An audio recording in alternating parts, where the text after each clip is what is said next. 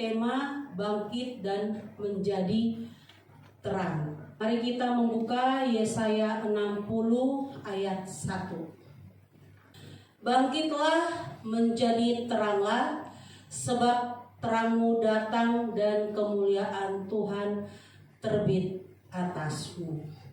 Ya, bangkit bukan hanya bermakna berdiri secara fisik, bangkit juga memiliki arti keluar dari masa lalu, keluar dari rasa ketakutan, keluar dari rasa kecewa, ya, keluar juga dari hal-hal yang membuat iman kita terpuruk, ya.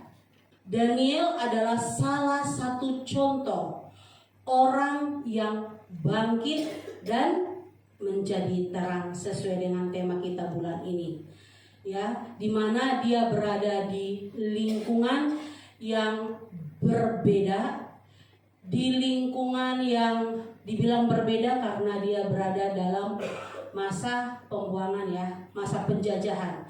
Dia ada di lingkungan yang penuh dengan tekanan, di lingkungan yang jauh daripada pengenalan akan Allah, ya. Sebenarnya kalau kita membaca di Daniel 1, kita bisa melihat siapa sebenarnya Daniel itu. Daniel itu ternyata dia merupakan keturunan bangsawan, karena dalam orang yang dibawa yang pertama itu ada seleksinya. Dia harus keturunan bangsawan, dia harus keturunan dari raja-raja, dan dia termasuk di dalamnya bahwa dia merupakan keturunan bangsawan, ya, yang dibawa ke Babilonia. Dia sudah dibawa sejak masih usia sangat muda, ya. Jadi dia bisa dibilang cukup lama dia dibawa ke negara lain, ke bangsa lain, ya. Tadi saya sudah buka dengan Daniel itu dibawa ke suatu daerah yang budayanya berbeda dengan dia. Daerah itu juga tidak mengenal akan Allah. Mereka mengenal dewa-dewi, bahkan mengenal yang disembah itu hanya raja. Nanti kita akan masuk ke dalam cerita itu, ya. Ya. Pada zaman itu banyak orang yang bersamaan dengan Daniel dibawa ke Babilonia ini, banyak yang sudah gugur yang bersamaan dengan dia, dan banyak juga yang gagal dalam iman. Artinya toleransi dengan wilayah itu, toleransi dengan budaya di daerah itu, bahkan keagamaan di daerah itu, ya. Tetapi Daniel, walaupun yang bersamaan dengan dia datang itu telah gugur, bahkan juga banyak yang sudah imannya gagal, tetapi Daniel tetap berani tampil beda. Dia berani untuk beda sendiri, dia tidak takut. Bahkan dia ingin membuktikan kebenaran firman Tuhan, ya. Kita tidak perlu jadi gelap kalau memang sekeliling kita gelap, ya. Bahkan sekeliling kita bisa jadi gelap. Walaupun sekeliling kita gelap, tapi kalau kita terang, maka tempat itu menjadi terang. Jangan jadi ikut gelapan juga, ya. Artinya kita nggak ada guna dong, ya. Ya, dari hidup Daniel kita belajar 3 hal tentang bangkit dan jadilah terang. Yang pertama, bangkit. Kata bangkit artinya di sini teguh berdiri dan tidak ikut arus kegelapan, ya.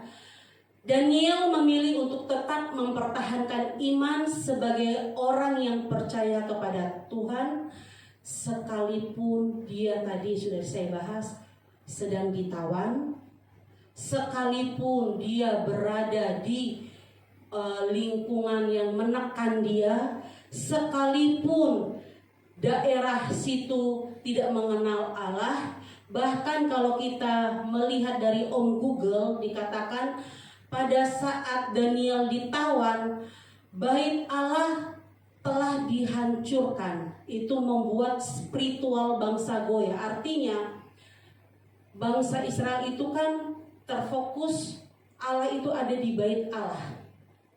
Sehingga ketika bait Allahnya hancur, mereka merasa Tuhan pergi. Sehingga iman mereka pun goyah. Pada masa Daniel sedang dididik di istana, bisa kita nanti membaca di rumah saja. Saya persingkat aja karena Daniel 1 pasal 1 ke 6 panjang ya. Saya persingkat saja ceritanya. Tapi bagi yang penasaran, diharapkan membacanya di rumah ya. Pada masa Daniel sedang dididik di istana, mereka mendapat jatah makan dari santapan raja dan dari anggur yang biasa diminum raja. Permasalahannya adalah bukan masalah ini sisanya raja, ya, bukan itu permasalahannya. Tetapi di Daniel 1 ayat 8 dan juga ayat 12 mencatat, media bisa membukanya walaupun saya tidak membacanya.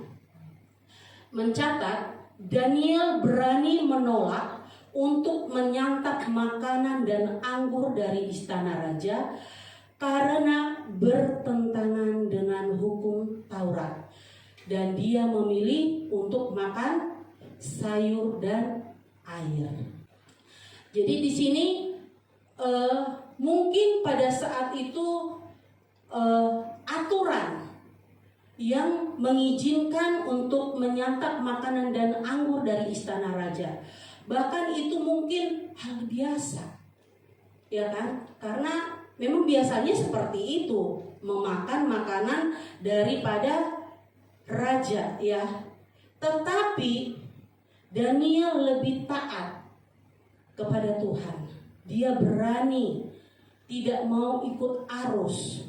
Dia berani tetap teguh terhadap firman Tuhan. Ya, dia tidak mau ikut-ikutan walaupun mungkin lingkungan itu biasa. Tapi dia tidak mau ikut-ikutan. Dia berani tampil beda. Dia berani tetap taat kepada Tuhan. Di mana dia tahu itu melanggar aturan Tuhan, dia tidak ikutin. Ya, kita bisa lihat lagi ketika larangan, ya, ketika larangan untuk berdoa menyembah Allah dilakukan, ya. Tetapi Daniel tetap memilih untuk, kita bisa media membuka Daniel 6 ayat 10b, ya. Di situ dicatat bahwa Daniel tidak sembunyi-sembunyi. Daniel tetap berdoa, berlutut dan memuji Allah dengan jendela yang terbuka ke arah Yerusalem. Artinya, walaupun ada larangan, ya, untuk tidak boleh menyembah Allah, hanya boleh menyembah raja, Daniel tidak takut. Dia tetap berdoa terbuka. Dia buka jendelanya, ya. Dia tidak sembunyi-sembunyi, dia terbuka, ya. Dia buka jendelanya, dia tetap berdoa menghadap Yerusalem, ya, kota yang dia cintai. Dia tetap berdoa untuk kota itu. Nanti di pasal-pasal berikutnya kita melihat dia berdoa buat bangsanya dia, ya. Dia tetap berdoa. Dia terbiasa dengan berdoa 3 kali dalam sehari, dia tetap kerjakan. Dia tidak peduli dengan aturan itu, bukan tidak peduli dengan ini. Dia lebih memilih taat. Itu yang kita lihat poinnya. Dia memilih taat, dia tetap lebih memilih memuji, memuliakan nama Tuhan. Karena di sini dikatakan dia memuji Allah, dia berdoa kepada Allah. Ya, dia berani tampil beda. Walaupun kalau kita membaca di pasal 6 itu, resikonya masuk ke gua singa, ya. Ya, di sini kita melihat bahwa di Daniel 6 ini, di mana Daniel menjadikan doa menjadi prioritas dalam kehidupannya. Baik itu dia dalam kondisi sedang tertekan, karena kan ada aturan, bukan? Dalam kondisi dia sedang Kalau kita membaca pasal-pasal berikutnya atau yang sebelumnya, setiap raja minta pendapat dia atau menafsirkan sesuatu, dia ngapain? Doa. Segala sesuatu dimulai dengan doa, ya.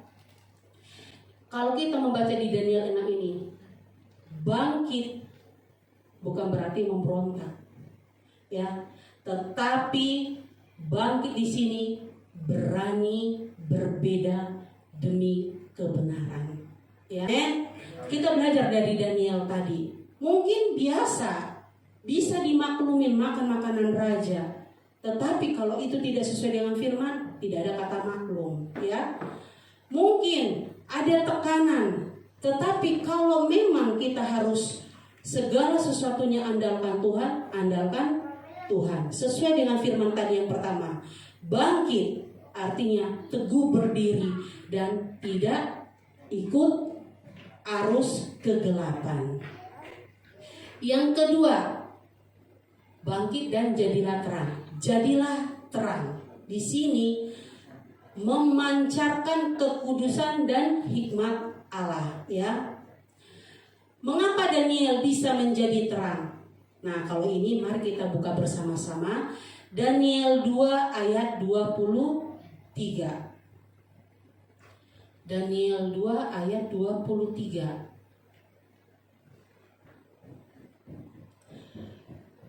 Ya Allah, nenek moyangku, kupuji dan kumuliakan Engkau, sebab Engkau mengaruniakan kepadaku hikmat dan kekuatan, dan telah memberitahukan kepadaku sekarang apa yang kami mohon kepadamu. Engkau telah memberitahukan kepada kami hal yang dipersoalkan raja, ya. Daniel menjadi terang bukan karena ia pandai mengambil hati raja-raja yang memimpin pada masa dia, tetapi Daniel bisa menjadi terang dari pasal 1 sampai pasal 6 yang kita bahas ini. Itu dikarenakan Tuhan membuat terangnya bersinar lewat hidup Daniel. Ayat tadi kita sudah baca, Engkau mengaruniakan kepadaku, memberitahukan kepadaku. Artinya dia sendiri mengakui bahwa Tuhanlah yang membuat terangnya bersinar. Amin. Kita bisa melihat di Daniel 1 ayat 20, di situ Tuhan memberikan Daniel kecerdasan 10 kali, ya. Tuhan yang memberi, ya. Jadi kalau dari antara kita punya talenta, punya karunia, ada yang 1, 2, 3, bahkan 10, Tuhan yang memberi. Yang luar biasa kalau kita membaca dari kehidupan Daniel, Tuhan memberikan dia hikmat. Apalagi ketika raja bertanya tentang arti mimpi kepada dia. Hal yang sangat luar biasa saya pelajari dari Daniel adalah berani jujur mengatakan apapun artinya. Di antaranya tentang hancurnya kerajaan itu, tentang raja akan sama seperti kehidupannya dengan binatang di gurun. Siapa yang berani mengartikan kata-kata seperti itu? Tetapi kalau kita belajar dari Daniel, suka tidak suka harus jujur.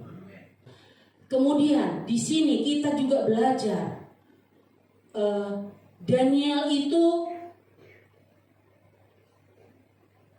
ketika dia diminta untuk mengartikan mimpi, ya, bisa kita membuka Daniel 2 ayat 20.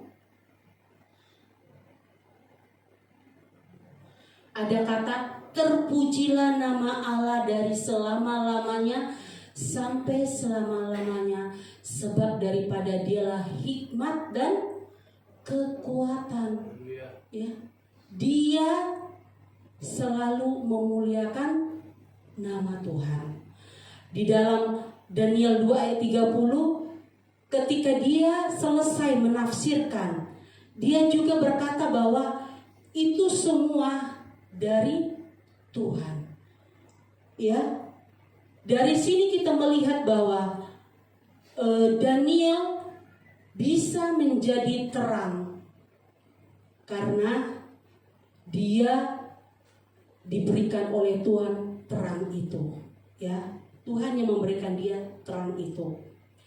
Kalau kita melihat di Daniel 6 ayat 5, di situ dikatakan, tetapi mereka tidak mendapatkan alasan apapun atau sesuatu kesalahan, sebab ia setia dan tidak ada didapati sesuatu kelalaian atau sesuatu kesalahan padanya.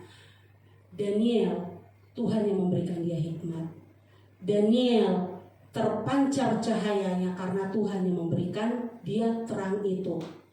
Tetapi dia tidak hanya memancarkan terang yang diberikan oleh Tuhan, tetapi dia respon. Kenapa saya bilang ada respon dari dia? Karena apa? Di sini tadi dilihat Daniel 6 ayat 5. Kehidupannya memancarkan kasih Tuhan. Kalau kita melihat dari pasal 1 sampai pasal 6, dia jujur, dia dapat dipercaya, dia setia kepada Tuhan, sampai orang-orang yang iri kepada dia tidak bisa mencari celah kekurangan daripada Daniel. Dia tetap luar biasa memancarkan kasih Tuhan. Tuhan memberikan terang, tapi harus juga dia mengerjakannya. Tuhan memberikan kita hikmat, Tuhan memberikan kita kepintaran, tapi dari kitanya pun harus mau memancarkan terang itu. Kita pun harus mau menjadi terang itu. Kalau Tuhan memberikan kita kepintaran, memberikan kita hikmat, tapi kalau kita memilih tetap tidak mau mengerjakannya, kita tetap memilih untuk tidak mau jujur, itu sama saja. Tetapi ketika Tuhan memancarkan cahayanya kepada kita, kita mau memancarkan kembali terang Tuhan itu, baru kita bisa hidup seperti Daniel, ya, menjadi terang. Amin. Menjadi terang berarti hidup kita memancarkan kekudusan dan hikmat Allah yang menjadi bukti nyata kuasa kasih Allah, sehingga orang sekeliling kita melihat perbuatan baik kita dan memuliakan Allah. Jadi Tuhan memberikan kita terang, tapi dari kitanya pun harus mau memancarkan terang itu. Artinya ketika Tuhan sudah mengasihi kita dalam kehidupan kita, dalam teladan hidup kita, juga kita harus pancarkan untuk kemuliaan nama siapa? Nama Tuhan. Bukan untuk diri sendiri. Karena kita tadi belajar dari Daniel, sebelum melakukan segala sesuatu dia berdoa. Dan setelah berhasil melakukan segala sesuatu, dia kembalikan kemuliaan bagi nama Tuhan. Jadi ketika kita sebelum melakukan segala sesuatu berdoa, dan setelah berhasil kembalikan kemuliaan bagi nama Tuhan. Amin. Dan yang ketiga, bangkit dan menjadi terang, dari Yesaya 60 ayat 1 ini saya tarik dari kehidupan Daniel. Ada 3 poin tadi. Dan poin yang ketiga kita belajar dari kehidupan Daniel. Yang ketiga adalah berbuah untuk kemuliaan nama Tuhan. Ketika Daniel diangkat tinggi, ia tidak sombong. Tapi tadi baca ayat tadi yang sebelumnya, dia mengakui dan menyatakan bahwa semua itu karena Allah. Itu semua karena kasih karunia Allah. Daniel menyadari bukan dia sumber terang. Dia menyadari bahwa Tuhanlah sumber terang. Dia hanya memantulkan terang Tuhan. Itu diumpamakan seperti bulan, kalau lagi terang bulan, kita melihat bulannya terang bukan? Bagus bukan? Tetapi bulan tidak memiliki terang. Tetapi yang memiliki terang adalah matahari, ya. Bulan itu hanya dapat pantulan dari matahari, tapi bulannya tidak punya terang sendiri. Sama dengan kita, bagaikan bulan, kitanya nggak punya terang. Tetapi ketika Tuhan menerangi kita, makanya kita bersinar, ya. Makanya kita bersinar, ya. Ketika nama Tuhan dimuliakan, bukan hanya Daniel yang semakin diberkati Tuhan. Dari orang yang terbuang, ya, dia memiliki banyak jabatan, ya. Tuh, karena kenapa? Karena Tuhan yang tadi memberikan dia hikmat, kepintaran 10 kali, ya, memberikan dia arti-arti mimpi, mengurapi dia karena dia selalu mengandalkan Tuhan, ya. Selain dia yang diberkati oleh Tuhan, ya, melalui kesaksian hidupnya kita bisa melihat ada beberapa orang juga yang akhirnya diberkati dari buah-buah kehidupannya, ya. Di antaranya ada Raja Nebukadnezar, ya. Di Daniel 2 ayat 47, setelah Daniel menyampaikan apa arti mimpinya, akhirnya raja mengakui kedaulatan akan Allah. Kita bisa membuka Daniel 2 ayat 47, di situ dikatakan, berkatalah raja kepada Daniel, sesungguhnya lah Allahmu itu Allah yang mengatasi segala Allah, yang berkuasa di atas segala raja, dan yang menyingkapkan rahasia-rahasia, sebab engkau telah dapat menyingkapkan rahasia itu. Ya, raja mengakui kedaulatan Allahnya Daniel, karena dia tidak mau menceritakan menceritakan cerita mimpinya. Sampai banyak orang yang mengakui dia orang pintar, karena kenapa? Banyak bohongnya, ya kan? Tapi Tuhan memberikan tadi hikmat kepada Daniel, memberikan arti buat Daniel, keberanian buat Daniel untuk jujur, sehingga mengartikan arti daripada mimpi Raja Nebukadnezar, sehingga raja pun mengakui kedaulatan Allah. Bahkan ketika dia mendapatkan mimpi yang kedua pun, seperti tadi saya bilang, dia akan mengalami yang namanya 7 tahun tinggal di antara binatang-binatang. Raja Nebukadnezar mengalami 7 tahun dia sama seperti binatang di padang gurun, hidupnya sama, bahkan makan rumput selama 7 tahun.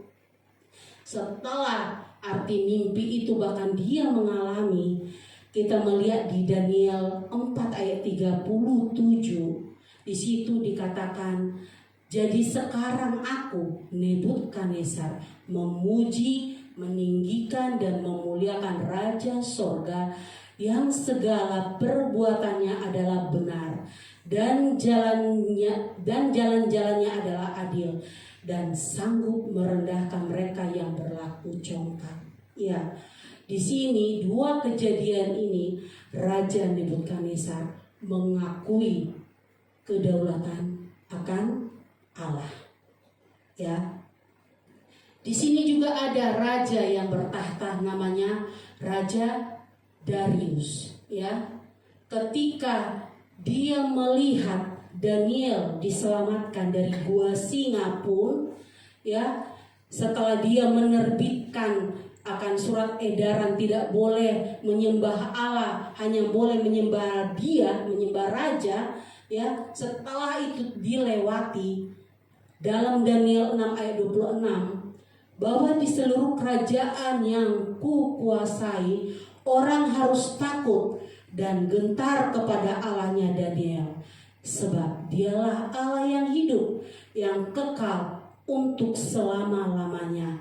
Pemerintahannya tidak akan binasa dan kekuasaannya tidak akan berakhir. Dua raja ini, ya, kita batasin sampai batas 6 ya.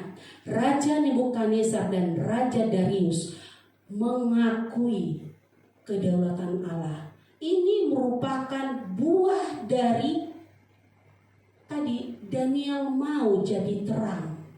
Ya, dia hidup jujur. Dia berani mengatakan apa yang Tuhan pesankan, arti dari mimpi yang Tuhan berikan kepada dia. Dia berani jujur. Dia berani, mau ditahan, mau diancam, mau diapa. Kalau firman bilang tidak mau makan dari raja, ya dia tidak mau makan. Kalau firman bilang mau dia diancam bagaimanapun, hanya menyembah satu Allah yaitu Tuhan, dia kerjakan. Sangat luar biasa dia, ya, sangat luar biasa. Ternyata ketika Daniel berani tampil berbeda, ketika Daniel berani tetap mengikuti firman Tuhan, Tuhan angkat dia. Tuhan tidak biarkan dia, Tuhan angkat. Bahkan sampai Daniel dari orang yang terbuang punya posisi. Daniel disegani. Daniel dia dihormati. Hal yang lebih penting lagi, hasil dari teladan hidup Daniel menghasilkan buah. Dan buahnya dia tidak makan sendiri. Dia kembalikan untuk kemuliaan nama Tuhan. Ya. Jadi mari kita bangkit. Mari kita menjadi terang untuk kemuliaan nama Tuhan. Kita belajar dari hidup Daniel. Lingkungan kita boleh gelap. Boleh gelap. Kan kita terangnya. Sehingga ketika kita masuk di ruangan yang gelap, tempat itu menjadi terang. Biarin lingkungan itu gelap. Tapi ketika kita datang jadi berkat, sehingga lingkungan itu menjadi terang, ya. Kita belajar dari tadi Daniel, bangkitlah. Jangan biarkan dosa, ketakutan, arus, ya, membuat iman kita goyah. Jadilah terang. Biar terang Tuhan itu bisa menerangi kehidupan kita, lingkungan kita, ya. Dan yang paling penting, mari hasilkan buah untuk kemuliaan nama Tuhan. Puji